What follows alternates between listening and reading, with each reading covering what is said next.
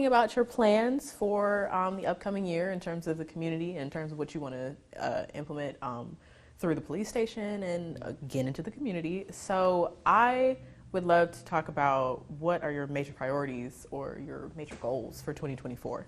So my focus points, and that's what we're calling, I'm kind of carrying over some from last year and even the year before. But first and foremost is making sure that we enhance our employee wellness for all the men and women who serve in the department, the sworn and the non-sworn, that making sure that they are good, making sure, helping them to help their families be good. My wife has a saying that if you take care of the people, they'll take care of the processes. When you read the 21st century report on policing that President Obama did, pillar number 6 is about health and wellness. Well, honestly, I had someone point out to me that that should really be at the top, because if the people are not taken care of, they won't be able to take care of the community. They can't take care of their families. So ways we want to affect this is through training, leadership, and making sure we have the right culture for this organization. Second point that we want to focus on is we want to continue to strengthen our community, our partnerships and collaborations with community stakeholders. So for any and everyone who's listening, if you have any type of vested interest in Albany, Dougherty County, you are a stakeholder. Whether you live here, you have a business here, whether you, or whatever you want to do that's here legally, let me say that now, let me say that, legally, then you have a vested interest and you are a community stakeholder. So how do we strengthen those partnerships and collaborations? A lot of times when a police agency talks about that, the first thing they think about is, well, this is partnering with local and state law enforcement agencies. No, it's not. This is about partnering with my peers, other government entities, non-governmental entities, civic groups, faith-based organizations, whomever. What can we do to form, continue, either start partnerships or enhance what we're already doing that will provide for the overall community safety? The third point is we want to continue to use technology as a force multiplier. Artificial intelligence is here, and we have to go ahead and embrace that to where we still respect all the rights of all persons. We still do things in order with the law. We don't try to circumvent anything, but we do have to embrace this technology that's here. Yes, we are going to put up more license plate readers and even other cameras. For the public, you know, as of right now, we won't be adding any cameras in the school zones, but we will be putting up other technology around the community. One of the things we will have coming online at the end of 2024 is our real-time crime center, and that will essentially be the core unit of all of the technology, software, hardware, you know, all that we're already have and other things we're bringing in. And then lastly, with the even, you know, I mean, it's violent crime is what has been hurting Albany for years. We have to make sure that we engage with those violent persons in those violent places doing those violent things. And we're talking about the murders, the aggravated assaults, the rapes, the armed robberies, anything that could lead to violent incidences. Now, we're still looking at all crime overall, but in order to avoid or try to, how can we deter some things from happening? We know that there are certain people who are prone to violence. Either they're, you know, they may have already have pending charges, and they're out on bond. How can we better monitor them to make sure to try to keep them honest? There are some places, hotspots. You know, hotspot policing is it can help when you put the right resources in the right place, close to the right time. That's where data comes in. Let's work. What does the data tell us, and let's operate off the data. And then when you talk about those violent activities, you know, anything to deal with guns, drugs, and gangs, those things, how do we address that? That's where we bring in our.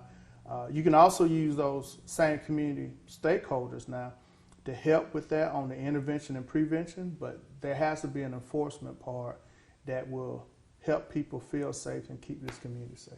All right. Well, that was like 5 questions in one, to be honest with you. But I'm going to go ahead and ask, you talked about employee wellness and how that is very important. Can you explain a little bit more why it's so important for police officers? Especially, law enforcement has taken a hit over the past, not just the past 3 years, but honestly, you go back 10 years when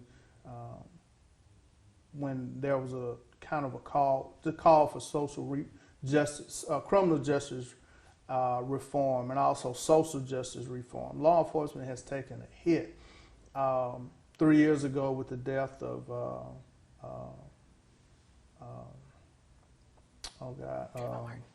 George Floyd. And the thing is, it's like we've had so many law enforcement deaths related to law enforcement that you get your Breonna Taylors, you start looking at your Tamir Rice, you look at your Freddie Grays and Michael Browns. They are. It's like we're taking this hit, and so George Floyd was like that was the straw that broke the camel's back, to where through 2020 you got a lot of people wanted to leave law enforcement, not even come in.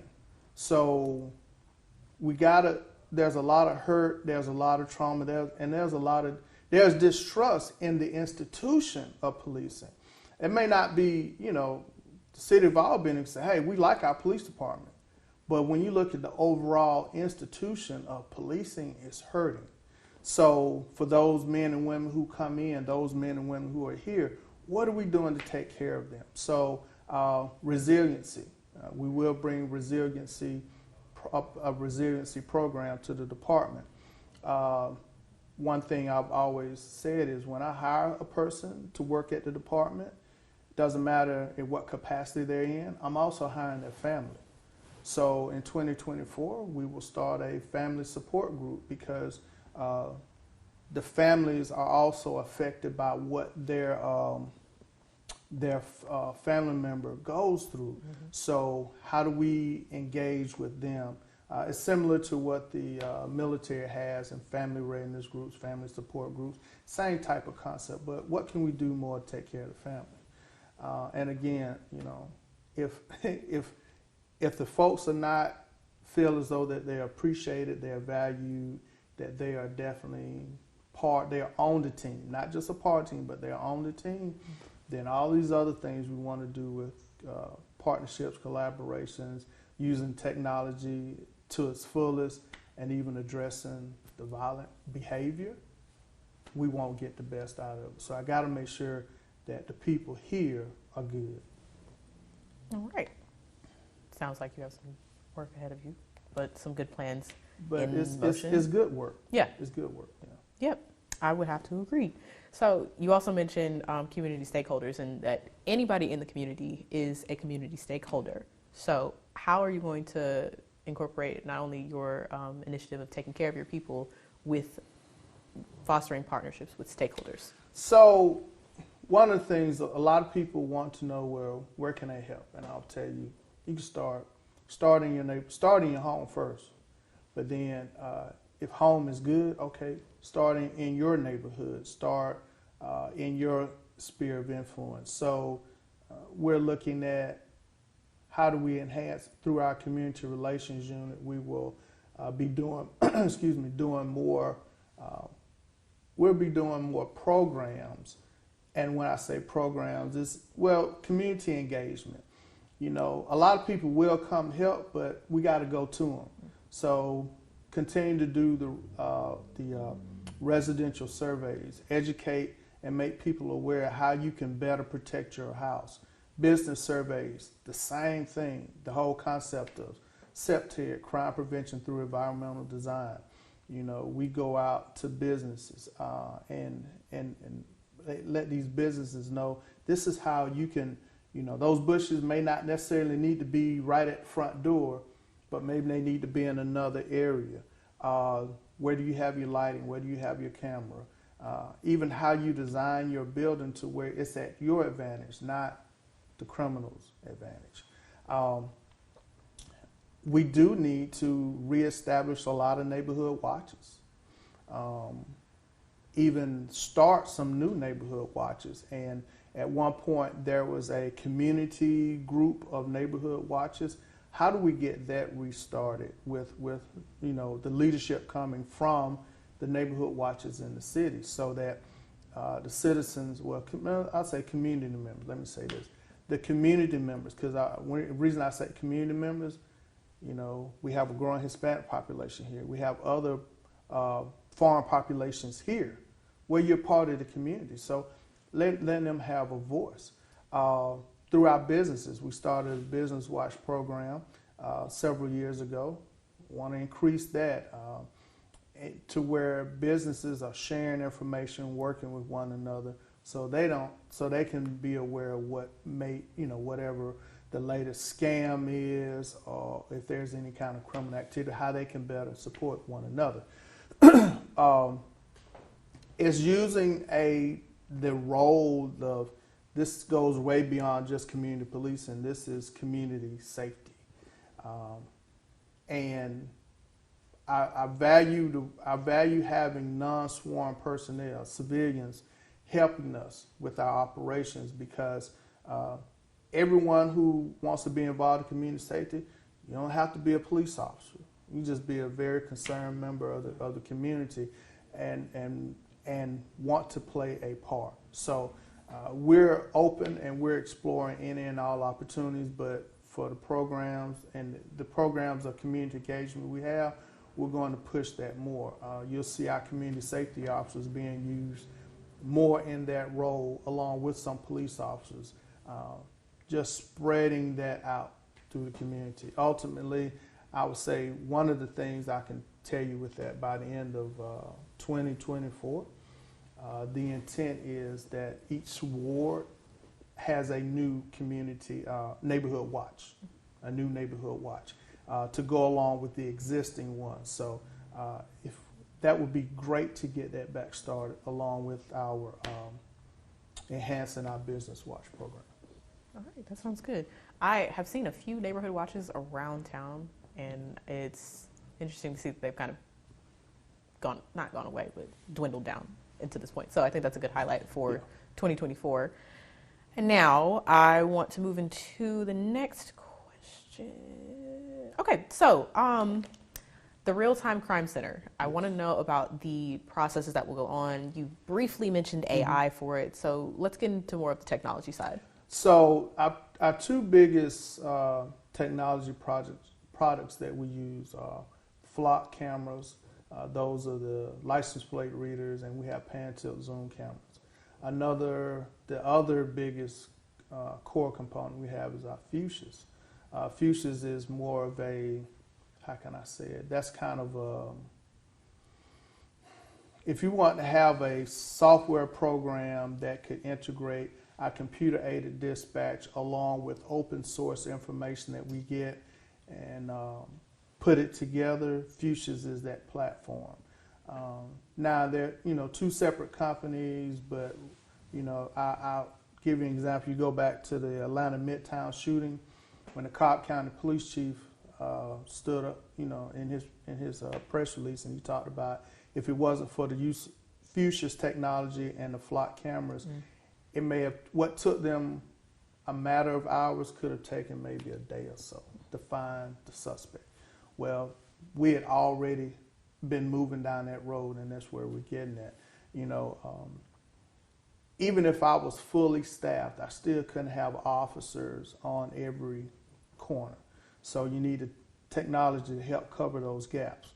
Even if I was fully staffed, the amount of information that comes in today, we have a massive amount of information, and trying to do all that manually, it takes a lot of time. So what tools out there can we take, say 100 pages of phone records, and it puts it in a flow chart for us, or a link diagram?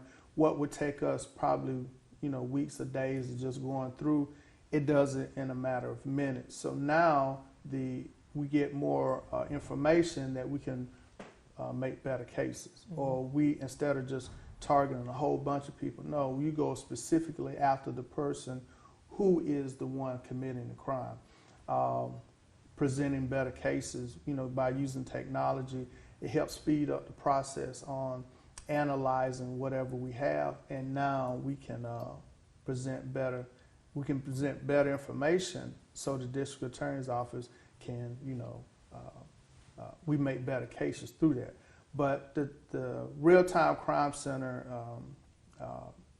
it won't be just sitting there looking at a bunch of cameras now. Technology does that, but what other parts of the technology, license plate, okay, you go over here to another system, run that license plate, who does it come back to? So now when the officers go out to interview people, I know who I'm looking for, and I can ask questions. And another thing too, when you use technology will tell you more things are connected than if you try to do it from the human eye. Human eye, you're going to miss things. You're a human. I'm kind of sick today, so I'm gonna put that off to tomorrow.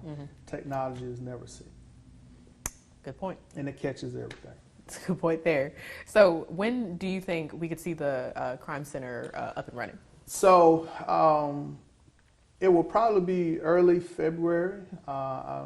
Before we unveil it to the public, I do want the commissioners and a couple of other groups to see it, because first and foremost, the commissioners gave us the authorization to do it. So you need to see what your decision went to, and once a couple of groups have seen it, then we'll invite the media in to show, hey, this is what we have. Awesome. Okay. Well, we'll be looking forward to that in early February. Wonderful month. Okay, great. So, violent crime is one of the biggest points that you've been emphasizing here. Right. And we keep hearing action needs to replace talk. So what action will APD take in 2024? So our action is going after those who are most prone for violence. Now, does that mean putting all of them in jail? Nah, not all of them, because you have to actually commit a crime to get put in jail. I can't put you in jail because I think you're going to do something, or I feel you're going to do something. But there are other means. So going back to those community stakeholders, who can we get to engage with those folks before they commit the crime?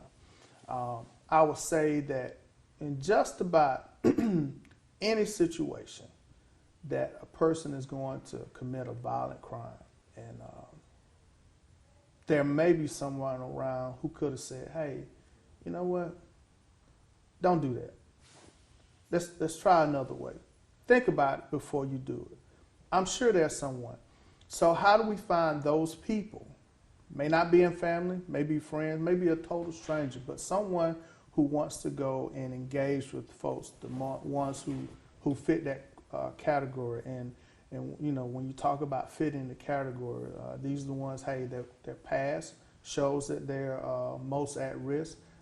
Their actions, past cases they've done, or their actions that they commit. So there's somebody out there now who's walking around carrying a gun, and they feel like, hey, that's my protection. Well, why are you carrying a gun? Especially if you're not, even though Georgia's an open carry state, the law doesn't say that everybody can carry. If you're not don't fall under the category of being a lawful, you can lawfully carry the weapon, which means you're not under the age of 21. You're not a convicted felon, and some other things that would allow you to not carry. There are those who can legally carry. Okay, fine, that's your right. But everybody else who is not, stop it. And we talk a lot about putting the guns down, but you actually got to go put your hands on somebody and say, listen, don't do it, and this is why you shouldn't do it. We have looked at how do we even go further by giving a voice to those people. several years ago, we did a thing called Voices of Victims. And this is where we brought in some family members of people who died as a result of a homicide, giving them an opportunity to air. You know, some people came in and said, "Hey, y'all haven't solved my family member's case," you know, and that can happen. Then you have others who say, "Hey, man, y'all went way above and beyond." I mean, we're going to do the best we can on every single case. But at some point afterwards, even if the arrest is made, after the funerals are over, people need to have an opportunity to have a voice. So how do we do that again? We will not explore, but we will do that. We go back and give everybody an opportunity, because there's some grief and some harm and some trauma that families are holding. At the end of the coroner's event with the hearse procession, I stood and I looked, and I saw families come up there, and they looked at the names. Some of them picked up a placard, took pictures and took it with them. And then I thought, you know what? There's some families who coming up there that they dealt with that before. It ain't the first time. So how do we deal with that hurt, harm, and trauma? Another piece is been working with the Georgia Department of Public Health and Phoebe, on our public health approach to it. Again, this is along the lines of intervention and prevention, because according to information from the Georgia Department of Health, Dougherty County had one of the highest rates of teenagers coming in with injuries that relate to firearms. Not just from Dougherty County, but everyone who came to Phoebe. So that means they're from Dougherty County. They can be from a surrounding community, but the whole fact is our teenagers are coming in with these injuries related to a firearm. We have to do something to curb them away from that. We have to. That kind of goes into my next question. You briefly mentioned that gang violence is also one of your highlights for 2024. Yeah. And not off the record, but you've mentioned that gang culture is becoming sort of an ideology here. It's always been an ideology. So I get that from my time overseas. No matter in Iraq and Afghanistan, when a person is committed to an ideology, they will do anything. You can do all of the lethal operations overseas, but if a person is committed to an ideology, that ideology goes from person to person to person. So same concept here. With when I talk about it's an ideology, when we talk about gangs today, some of these gang members today have family members who have been gang members, who are still gang members. So now that's an ideology that is going through. That ideology is no different than any other type thinking you want. So, and I've said this before too, being in a gang, it's not illegal to be in a gang. It's what you do. Now, I have not found any gang that you can be in it and not do something illegal to stay in it, or illegal to get in it. Something illegal has to be done. Well, when that type of thinking is like, I would much rather be a part of that group than to be a part of, say, the Boy Scouts, to be a part of Girls Inc., to be a part of any faith-based or school-based or any organization that's all about the growth and the development and helping people be successful in life. Anyone who wants to be a step away from that part of it, your ideology is stuck in, this is who I represent, this is what I represent, and this is what we have to do. And ideology is in order to get a person out of it, you got to change their mind. Mm-hmm. You got to change their thinking. Send them to prison, or send them to, if they're juveniles, you send them to youth detention center, or if they've hit that Magic number being 18, hey, we're going to send you to the Georgia Department of Corrections. Sometimes you're sending them right into that environment that enhances their ideology. We have to do things that change their mindset. And that's why I say we're fighting an ideology. Change it to where life is valuable, life is precious. I don't have to be a part of this because this leads down a road of destruction. Now this thing called life, it got bumps and dips and a whole lot of things. You don't need to jump into something that's going to add to it. So yes, that gang culture it is for real. That gang lifestyle is for real, and not just dealing with the youth who are in it. Now you got to go back and deal with the parents or the siblings or whomever, because some things, hey, this is generational. So if I just deal with this, but I don't deal with the other part of the generation that's still here, I won't have much success dealing with the youth of today. Okay. There's another question that's popping in my head. You said you dealt with, you saw families who were coming in during the parade of hearses, looking at pictures, or not pictures, but the names and the placards that were on the ground. And so how would you keep young people from joining into those gangs? You gotta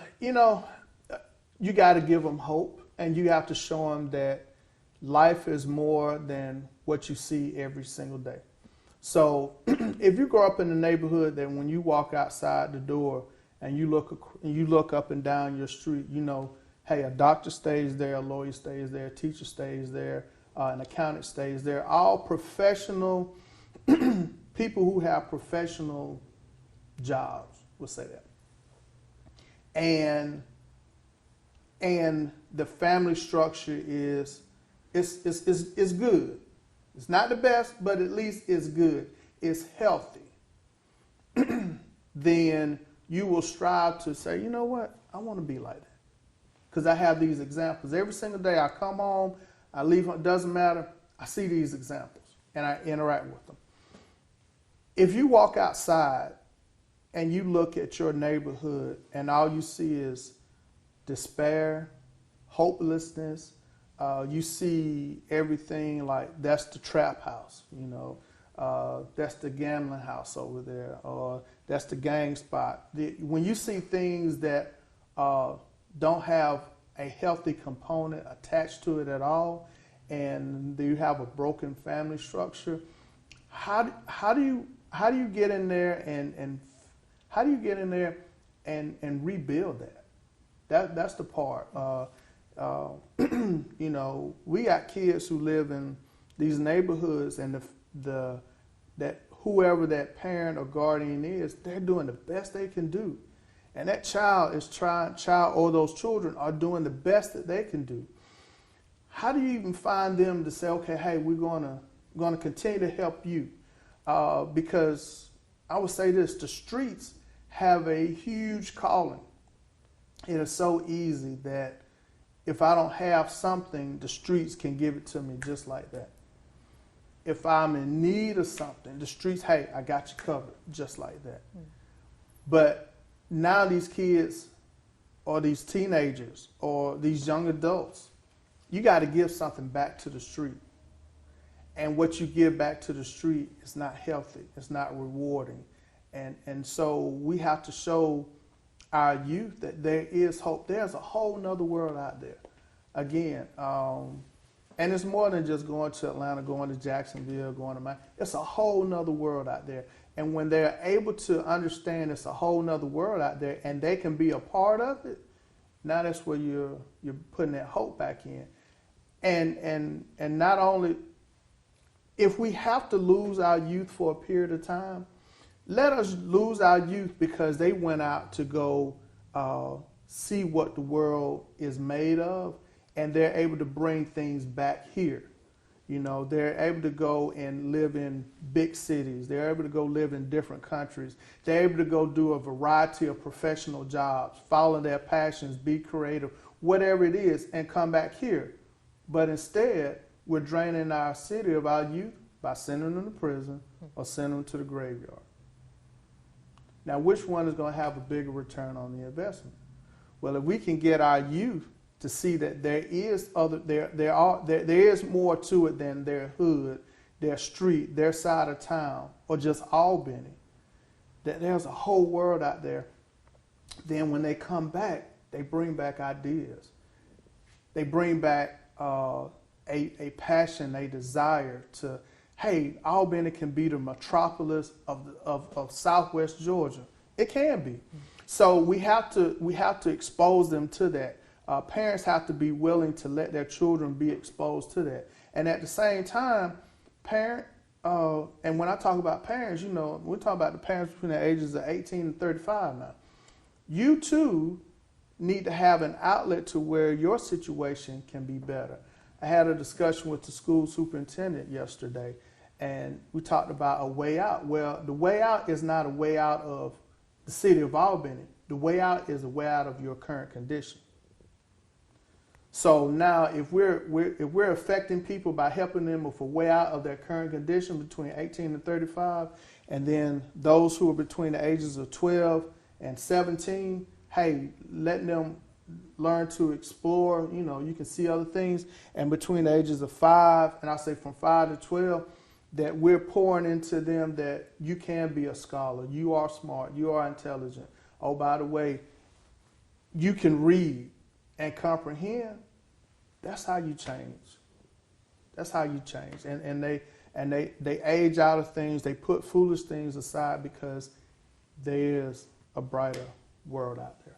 I'm going to circle back to increasing retention within the police force. I know you mentioned that at the very early on in the interview. Oh, yeah. So APD had recently 40 positions that were open. What are you doing to increase more? Well, we are taking a very non-traditional approach, and we have to. So the city commission was gracious enough to approve our starting salary, starting at $50,001. So, hey, $50,001. And that's for a person coming in with, you're at least 20 years old, high school diploma, GED, you have a good driving history, and your criminal history, you got a good criminal history. Now, if you're 20 and you got bad criminal history, clean up your criminal history, and being a U.S. citizen. So the traditional method of going to a career fair, job fairs, and all that, some people do that. But you have to reach them in the digital world, and that's why through WALB, Fox 31, and a couple of other independent groups, we're exploring the whole digital aspect of recruitment, reaching out for, in a variety of places. Same thing that what corporate America is doing, hey, we need to do it too. Now, at the same time, we still need to have a hands-on approach. So we will be announcing again a police recruiter. And the purpose of this position is I need that person to go out and find people. So how can you find people? If you go somewhere and you meet a person who has, and let me say this, being a police officer is all about dealing with people. So first and foremost, if you don't like dealing with people, this might not be the line of work for you. But, if you're out and you're in a retail store, you're in a fast food establishment, or wherever you may be, and you see someone who exhibits good people skills, good communication skills, they have good customer service, it's like, would you like a challenge? So with the recruiter, go talk to those people and tap them on the shoulder, because there are a lot of people who may not, they think policing is, all y'all do is, beat up people and lock them up. No, we don't do that. We do a whole gamut of things that's just dealing with people all day long. So we got to find those people who may not be interested. When you look at through colleges, traditionally you will say, well, hey, if you're a criminal justice major, you're in line for policing. No, you're not. Now we need others. Anyone who has a background in you getting a degree in organizational leadership, we'll take it. Political science, we'll take it. Psychology, social services, counseling, we'll take it, because with it is, I'm not naive to think that we hire somebody today, they're gonna stay here 30 years like I've stayed here. No. So when we go talk to them, just say, hey, where do you want a good foundation? And that's what we can offer. We can offer you a good foundation that may be a springboard to wherever you want to go. So when you have those conversations, you go out and engage with folks. And it's not just on the police recruiter to do that. When I go places, who can I talk to, wherever it may be. I always tell, when I talk to faith-based organizations, I say, we are looking for a few good men and women, but if you wouldn't trust them to work in the children's ministry or the finance ministry or on your security team, don't send them to me. Only, send me the people who you trust and you would think would make, good servants of this community. Now, my goal is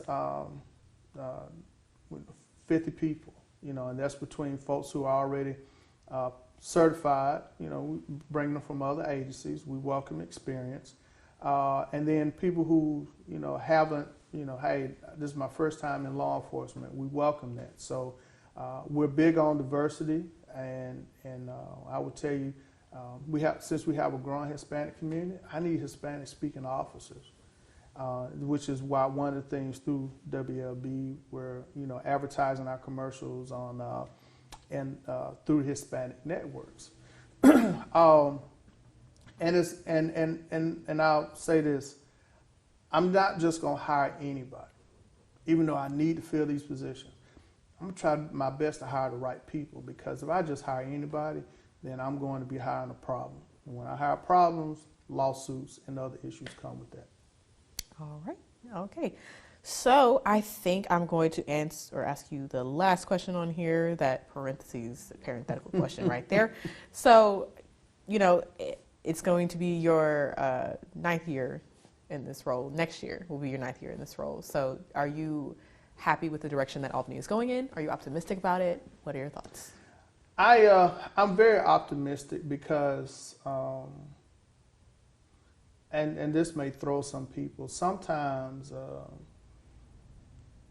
when your back is against the wall, that's when sometimes some of the most creative things happen. Some of the most wonderful inventions of this time have come through a crisis that occurred. Are we in a crisis? Yeah, we're in a crisis of losing our youth. We don't need to lose any more generations. Are we in a point where people say, man, I wouldn't move to Albany. Why not? Well, the reputation and the image. So this is an opportunity for us to change the reputation, change the image of the Good Life City.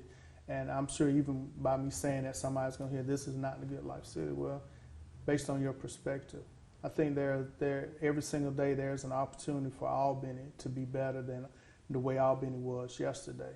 You say 9 years, coming up, it don't seem like it's been that long, but a lot has happened. And when more people get involved and engaged, and it's not just with crime, I'm talking about just in the community as a whole.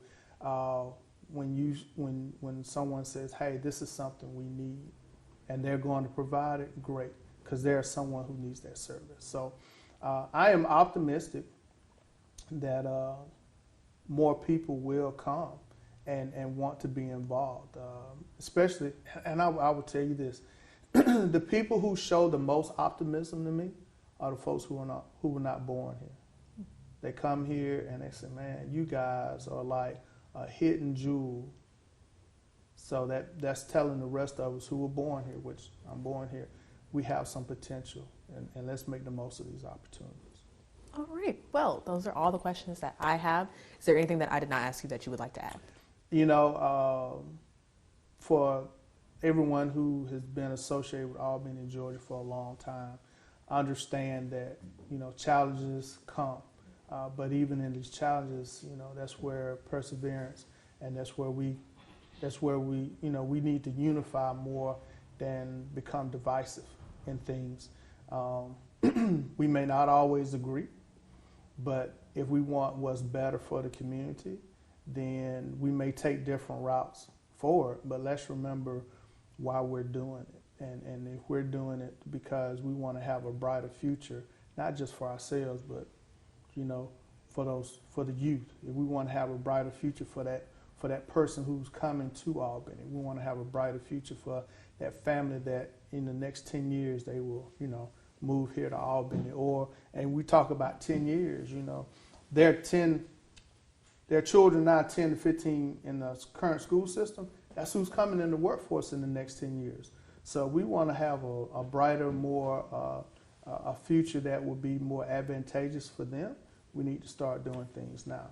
And as the chief, I'm here, a public servant. I'm committed to the people to put forth our best effort, my best effort, and the department to put forth their best effort, our best effort every single day.